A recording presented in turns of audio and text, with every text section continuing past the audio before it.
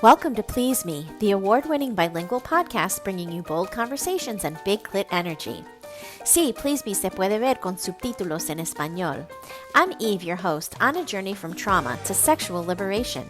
Join me and my guests as we dive into conversations around orgasm equality, self-love, body positivity, and essential sexual education. Let's reclaim pleasure and close the orgasm gap, one empowering conversation at a time. Last week, I wrapped up a juicy two-part series with Kels and Tess from Porn Nerds, where we explored how porn can be a powerful tool for building intimacy, sparking desire, and having real sex-positive conversations about pleasure and relationships. If you missed it, go back and check out that steamy, thought-provoking deep dive. This week, I'm back with another powerful two-part series, this time with Shawn and Amanda from the Touchy Subjects podcast. We're talking about sex trafficking, domestic violence, and what real prevention and healing can look like. Part 2 drops this Friday, so make sure to follow the show to catch the full conversation. A friend listened and immediately shared it with someone who needed to hear it, so if it resonates with you, pass it on. I'm beyond thrilled and deeply honored to be nominated for 2 ASN awards. The categories are Best Educator and Best Educator Website, so be sure to check out my website for all my powerful educational resources and sex toy store. You can vote daily, so check the show notes to cast your vote and help me bring these wins home. I'm truly grateful. Thank you so much for your continued support. Did you know that podcasts rely on listener support to keep bringing you the content you love? For the best way to support the show, join me on Patreon for ad-free listening, early releases, bonus episodes, and exclusive content. Please Me is for mature audiences. Sit back, relax, and surrender to the pleasure of Please Me. Something Shawn and I talk about all the time is that, you know what, if you went on a first date with somebody and they punched you in the face, you're probably not going to go on a second date with them. So those relationships generally start off very loving, and then the emotional control starts to pick up a little bit along the way, and then it just escalates further and further as you go along the relationship. ASN Lifestyle Magazine is your go-to source for sex-positive, sophisticated content covering everything from the swinger lifestyle and adult entertainment to intimacy, wellness, and more. You can read every digital issue for free, and subscribers get access to exclusive content. See the show notes for the link to subscribe and check out their Instagram. I'm excited to share that I now have a monthly column in ASN called Big Clit Energy, a Please Me series. Don't miss it and subscribe today.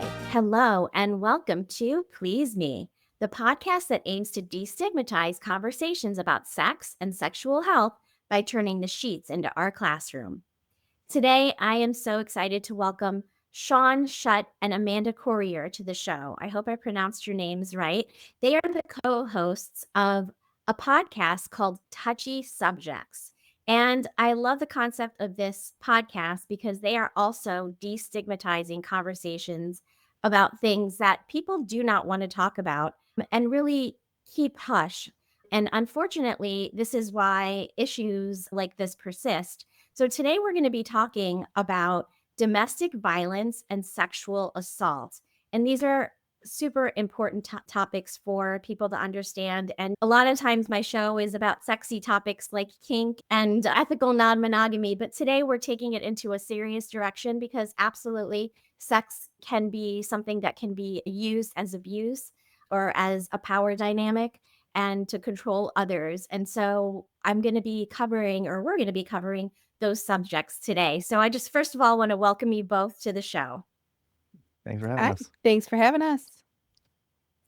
So I want to cover, first of all, what the definition of domestic violence is and sexual assault is. Let's just start with the basics. Yeah. Do you want to go, Amanda? No, go ahead. Yeah. So looking at domestic violence, it's going to be a pattern of behaviors used to gain power and control over an individual in a dating relationship is the confines that Amanda and I typically talk about it. Domestic violence is basically any form of abuse that takes place with people you live with, is like your general like domestic violence. We typically focus on intimate partner violence specifically. So again, it's that pattern of behaviors to gain power and control or maintain power and control over a dating partner. Okay. And then sexual assault. Do you want to just cover that, Amanda? Yeah, sexual assault is a pretty broad topic, right? So any kind of sexual violence that happens, anything that is done without consent, and that can include any sort of physical touching, it can include language, it can include pictures, basically anything that somebody has not either consented to or initiated. Absolutely. And there's a lot of talk right now about pictures being taken and used and put into AI and creating like naked images of somebody that too would be considered sexual assault, or what would you consider that? Uh, It's gonna uh, it's gonna definitely fall under, like, the sexual violence category just Mhm. because that sexual violence is more widespread and doesn't have to include that physical touch. It's gonna also sometimes just depending, obviously, but it can be a form of sexual harassment as well. So, you something to add, Sean, because you look like you Well, say I something. was gonna say I would probably put it if we look at it as a spectrum, which sexual assault is not a spectrum, but if we were to look at it, I would probably place it somewhere like just past like a sexual harassment because now you're doing things that are also going to harm like other potentially aspects of that person's life outside of just like the harm, that interpersonal harm that's happening with a sexual harassment between the two people. So it's going to have potential other impacts on their social life it makes it a potentially more manipulation, larger manipulation tactic because of the ways that they could use this AI generated images against that person then as well. Yeah, there's a Absolutely. difference of using it in that kind of, like, blackmail technique. I have these things, I can use it if I don't get what I want or you don't do the things that I say, or if it's done we've seen, like, revenge porn and things like that that get published without people's consent just to basically try and ruin their reputations, or it's a way to isolate somebody and help that person maintain that power and control over them. Yes, revenge porn is one of those things that sort of falls into this category too. And I did do another show on that. So I will definitely tag that in the show notes. But I want to talk about the victims of domestic violence and sexual assault. Who can this affect? Yeah. Domestic violence and sexual assault can affect literally anyone. It can happen in any race, any religion, any socioeconomic class. It does not know any bounds. There are people who are more likely to be victimized and during that victimization have greater repercussions because of it. Anybody that falls into any kind of minority category is more likely to be affected, but it can happen to anyone. I always say in my trainings that I'm doing when I do them, I was like, I'm the poster child of like just straight privilege. I'm the least likely person to experience domestic violence because of my identities. My identities aren't playing a role in my potential victimization. Now, anybody can be a victim. The cis straight white dude can still experience domestic violence, and they absolutely do. But it's our identities aren't playing as much of a role or the things that can be used against us. The example I always use, if I'm a trans black woman, the way that our communities view trans people, view black people, those add layers to their victimization and increase their risk of being victims of violence because of how communities and society views them. Absolutely. I'm glad that you bring that up because absolutely there are pockets of the population that are going to be more predisposed to these types of situations. However, like you said, anyone can be a victim. And so we really all need to know about these subjects. I want to know about the abuse tactics that, say, an abuser might use to lure or get their victims to fall prey to their abuse. So the reason that Uh, I do a discussion on like the identities of people is because those identities can be used against that person to give them unique abuse tactics that someone else might not experience. Like for example, as a straight dude, I could not use someone couldn't use my sexual orientation against me to manipulate me to either stay in a relationship or to get me to do what they want them to. Now, if I'm gay and I'm not openly out in my community and my partner is, they could use that against me to say, okay, go ahead, break up with me. Go ahead, leave the relationship. I'll out you. And that makes that really dangerous then for me. If I come from a community that doesn't have super great relationships with law enforcement or is fearful of just the current climate around deportations. My partner could use that to keep me in the relationship because they'll say, go ahead, report it. I can also then report this, or go ahead, they're not going to listen to you. So people's identities do give them unique barriers when it comes to this, like talking about the abuse they experience, and it gives them unique tactics that can be used against them. And just with Shawn being a cis man, Mm. that's something that people can use against him because what are you going to do? You're going to go tell the police? They're not going to believe you. They're not going to believe that I, as a woman, abused you as a man. And then you're going to face that ridicule. So there's lots of layers that can happen with any of those situations. Something that's very common in more of a generalized sense is that abusive relationships don't start off abusive. Something Shawn and I talk about all the time is that, you know what, if you went on a first date with somebody and they punched you in the face, you're probably not going to go on a second date with them. So those relationships generally start off very loving, and then the emotional control starts to pick up a little bit along the way, and then it just escalates further and further as you go along the relationship. So it's not like you're going to go on a date with somebody and you're just going to, in that very first thing, be, oh my gosh, this person's physically abusive. Bam, there you go.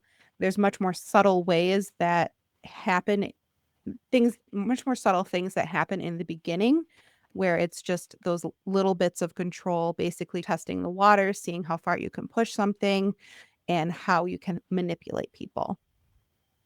So speaking of indicators then too, question for you. What do you think is like that first red flag then of an abusive relationship? The If you had to think first about red it. flag? Yeah.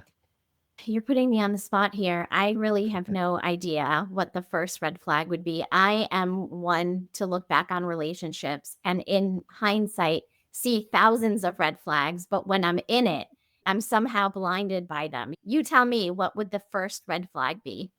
So before I do that, I want to point out what you just said is really important. And it's a quote that I got from BoJack Horseman because I love watching just TV shows and movies all the time.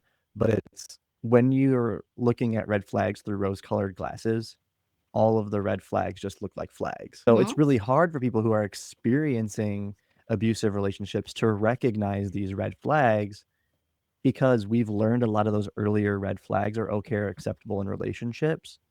So we don't see them as potential indicators that this relationship could be heading in an unhealthy direction. And the first red flag that we often say you may experience is jealousy. Oh, interesting. Jealousy. Okay. I would not have thought of that, but I can see how that can be used to manipulate. It also is a powerful emotion that we talk a lot about in ethical non monogamy because it's something that has to be dealt with throughout the relationship. We've talked a lot about jealousy in the past. That's not something that I would have guessed would be like the first red flag. Why jealousy? Before you jump into that, I'm going to say one of the reasons that this is so important is because jealousy is very normalized. We all are jealous at some point in our lives. We all have jealousy. We're human beings. We're not going to never experience it. But it's when that jealousy moves to a point where you're using it to control or maintain power over someone else, then that jealousy becomes extreme and it can become toxic or abusive. So I just want to put that out there. Go ahead, Shawn. Oh, yeah, no, it's okay for you to feel jealous. It's not okay for you to use that to then dictate what your partner does because you're jealous of them. But I mean, I said that's part of the reason why jealousy is kind of that first indicator. It's normalized. I've had people that I've talked to that expect their partner to be jealous of them when they do stuff because that means that they like them. If they weren't Or they're jealous and happy you, that they're jealous. "Oh, he's yeah, jealous. That's so cute because that must mean he really likes me," which, yeah, absolutely. Jealousy has to be discussed and worked through because it, even though it is a normal emotion, just like anger, sadness, happiness, etc., it also can be detrimental or can lead to abuse. And so how does jealousy, give me an example of how like something like experiencing jealousy could lead an abuser to start abusing their victim. One thing, if you see somebody like in the early stages of a relationship, they get jealous, say, if you are talking to other people of the opposite sex. That's pretty common. That's something we see a lot. Thank you, media, in every movie about teenage relationships that's ever been out there. But yeah, no, I don't want you talking to other guys because you might be cheating on me, or those guys are trying to get with you, and that's why you can't talk to them without me there. That's just an abuse or a control tactic to start isolating somebody from other people. If I don't let you talk to other guys because you might be trying to hook up with them, then the next step is your friends are putting you in positions where you're going out and you're being around all these other people. So I don't want you going out with them without me either. And it's a way to start breaking down those friendships and those relationships we have outside of our romantic relationships in a way to start isolating and controlling. And that isolation and control is the way towards abuse, because then no one else knows what's going on in your life, because you have legitimately cut off all of the other men in your life that you could possibly talk to, because you've erased them from your phone, and you no longer have relationships with your friends because they don't want you to have any other friendships outside of the abusive relationship, which is your like romantic relationship. And so you're trying to please the other person by doing these things, by eliminating these potential threats, right, for the other person to make them feel more comfortable. Yet what you're doing is putting yourself in a really dangerous situation. Am I reading that correctly? Yeah. Or it's like you'll have them say, I trust you, I just don't trust other people. So then they're even passing it off as them, like, oh, I trust you. We're good. It's Right. other people because I know how men think, coming from a heterosexual perspective. I know how men think. And they're going to see you and they're going to want you too. And I don't want you to get in a potential situation where you could be harmed by another man. So then it also gets passed off as a caring gesture instead of seeing it as that manipulation tactic to start cutting down their social circles. And that's a dangerous thing that can happen in these types of situations. What are some indicators that a relationship may be abusive besides this one thing that we just said? Give me some other examples. So jealousy is like the first red flag, right? And then obviously cutting off relationships to other important people in your life. Are there any other indicators that you would let my listeners know about, and myself as well? One of my favorite ones is going Mm. through your partner's phone. Mm. It's my favorite one to talk about because that's definitely a behavior that people just accept in relationships, especially Really? like now where it's like No. everyone has phones. So I it's would never like, accept someone going through my phone. That's just an invasion of privacy, really. yeah. But a lot of, especially like my students and stuff that I work with are like, of course my partner goes through my phone. That's the expectation. If they don't have anything to hide, then why can't I? Or I don't have anything to hide, so it's okay for them to go through my phone. So they're already breaking down that ability to have a private life with their partner because you don't need to share everything with your partner. You can have stuff outside of it, like conversations with friends that your partner doesn't need to know about. But Absolutely, yes.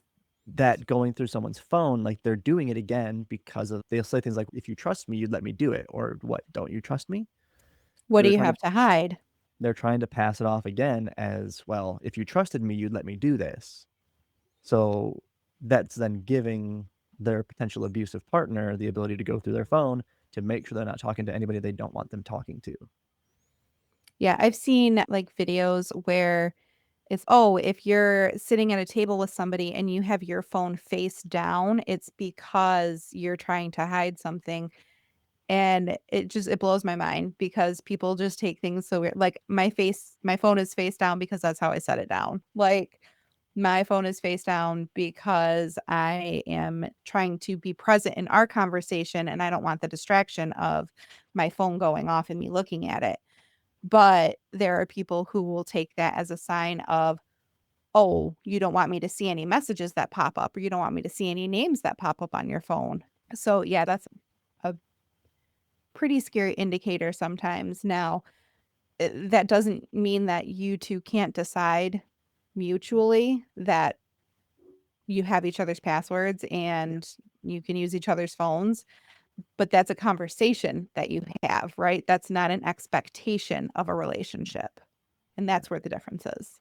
Like I have access to my partner's phone. Now I never remember her passcode. So she also has to tell me her passcode when I need to get onto her phone to like text her mom back for her real quick. And she has access to mine because whoever is driving, like the other one being the DJ, is safer while you're driving instead of trying to figure it out while you're going somewhere. So like you can have access to your partner's phone, but it's using that access to start trying to control or dictate who they get to talk to is the problem.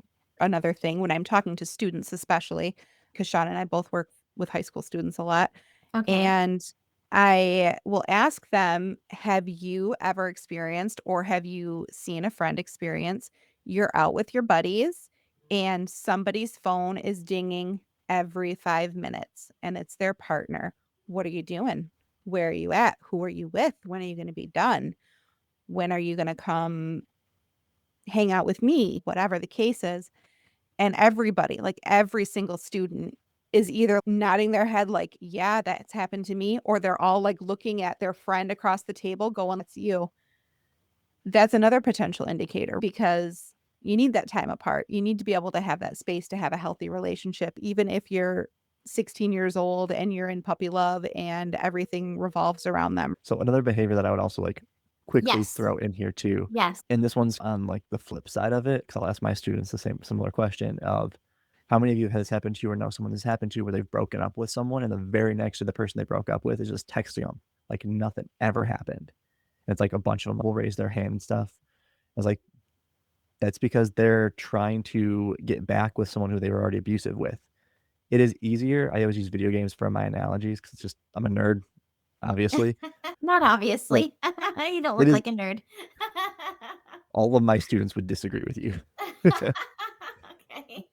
But it's easier to start it's easier to pick up a video game where you left off if you want to get to like to finish the game than it is to start a new game because you've got to work through all those same steps again. Mhm. So an abusive person understands it's easier for me to be abusive to somebody I was already abusive towards than for me to start a new game with somebody brand new. So I may have to work through some of those steps that I had to work through with this person to get them where they're already at. Yes, breakups suck. No one's going to be happy about getting broken up with, typically. And if you are happy about it, the relationship was bad to begin with. But they'll respect your decision in a healthy relationship because they respect you. They're going to try to do whatever they can to get you back because, again, it's easier for them to manipulate you than it is to try to get somebody brand new. Yes, it is okay for you to try to get back with somebody if you wanted to be in that relationship, but it's accepting, no, this relationship is over. I don't want to be in this relationship anymore and accept that instead of trying to just get back into a relationship with somebody who you're just trying to manipulate or who is just trying to manipulate you. Yes. I'm just like thinking of a family member and that was in an abusive relationship and is now back in that relationship again. And of course, we're all very worried about her. But I can understand now why the abuser would want her back because he's done all the work to get her to this place. And Mm. she was quite broken down when they broke up the first time. So I'm shocked that she went back with him. So it's like I'm starting to understand as you're talking. I'm like, okay, I could see why he would continue to pursue and pursue again. And that's one of the hard things too on like the outside perspective, right? It's like we see or Yeah. we can see how crappy this relationship is, right? We can sometimes see how bad of a person they might be dating. I always ask my students, like, how many of you have a friend that's dating somebody who you know sucks? And then they break up with them and they go back to them and they break up with them and they go back to them. It's because it's really hard to leave an abusive or an unhealthy relationship because they're not abusive 100% of the time. Because if they were, you would recognize that then. It's they're going to be abusive sometimes, but sometimes they're going to also be loving and caring to show them that they can because that's what they latch onto and to keep that hope that yes, this can be a good relationship and it is good sometimes. Yeah, it just brings me back to the Diddy trial too and all of the abuses that took place there as well. There's just so many ties that we can make, but I'm not going to go into that because I actually just did an episode about that last week. So I will include that link in the show notes as well. But it was the difference between a P. Diddy freak off and an ethical non monogamy swinger party. And we talked about consent We talked about alcohol and drug abuse and so many other things that made what he was doing non-consensual as opposed to a consensual relationship. And yes, you can say, you can have the password to my phone. I'm giving you consent to do that. Or you can be manipulative about it. So it's if oftentimes like it's hard to draw the line, right? Now, if somebody wants to get out of an abusive relationship, what should they be doing? What steps should they be taking? We always have to consider safety first. Domestic violence relationships have a very wide range. Like Shawn said, like things are on a spectrum. So there's violent relationships where the violence Um, is minimal almost, not to minimize it, but the damage that physically can happen is a little bit smaller. And there are domestic violence relationships where the violence that can happen can lead to someone's life ending. So you have to see where you're at in that spectrum to decide what resources, what help you need to get out of that relationship. If you are in one of those extreme situations where your life is threatened, you're probably going to need professional help to get out of that relationship. You may need law enforcement. You may need a personal protection order. You may need emergency shelter at a domestic violence agency. On the other end of that spectrum, you just may need some supportive people in your circle to help you get out of it. Either way, don't go at it alone. If you have anybody in your circle that you can talk to, that you can trust, try and get some help from them. If you don't, call a hotline. There are people there to help you if you don't have someone supportive in your own life. But yeah, so safety has always got to be the first thought, because the most dangerous time for somebody in an abusive relationship is when they are deciding or have just left, because that abusive person has now lost power and control and may go to extreme measures to try and regain it. Yeah. It's leaving is a process and it can be really difficult. On average, it takes somebody 7 times to finally leave their abusive relationship. And if your relationship is that one that's very physically violent already, where that's happening, that can make it even more difficult to leave, because you may actually be safer in that relationship than leaving it, because they might resort to those extreme lengths, which may result in your death or the death of other people that you care about. So, in recognizing that, because victims are the experts in their scenarios, they're going to know what is safest for them in those moments. Now, they might need to talk to somebody like at a domestic violence shelter, at a hotline, to help them safety plan to figure out what that might look like for them when those moments arise, to make them be as safe as possible, because they recognize it's safer for me right now to stay in this relationship than it would be to leave it. So it's really so understanding that scary. victims are the experts, though, in their situation. We can talk about all the abuse tactics that abusive people use because they don't need to be creative. The power and control wheel has a bunch of different behaviors on it, and abusive people will use them because they work. But just because all abusive people tend to use very similar abuse tactics, or at least some of the same ones on the list of all the abuse tactics, that doesn't mean all abusive relationships look the same. So really listening to that person when they're talking about what they're experiencing, to know what is going to be the safest avenue for them, is going to be incredibly important. And that's where we'll hit pause for now. If you enjoyed this episode, be sure to share it, hit follow or subscribe, and visit pleaseme.online for a wealth of sex-positive educational content on intimacy, pleasure, and sexual wellness. If you're curious about intimacy coaching, sexual health support, or want to explore pleasure-centered living, reach out. I'm here to help. For a free 10-minute consultation, download the OWL app and use code EH576472 to get your questions answered directly. And don't forget to leave a review. It's one of the best ways to help this sex-positive podcast grow. Thank you so much for your support. For ad-free listening, exclusive bonus episodes, Eve's library of archived webinars, and early access to new releases of Please Me, become a monthly supporter on Patreon. Simply open the Patreon app on your phone, search for Please Me, and subscribe today for premium content and more. Cheers to finding your pleasure and big clit energy.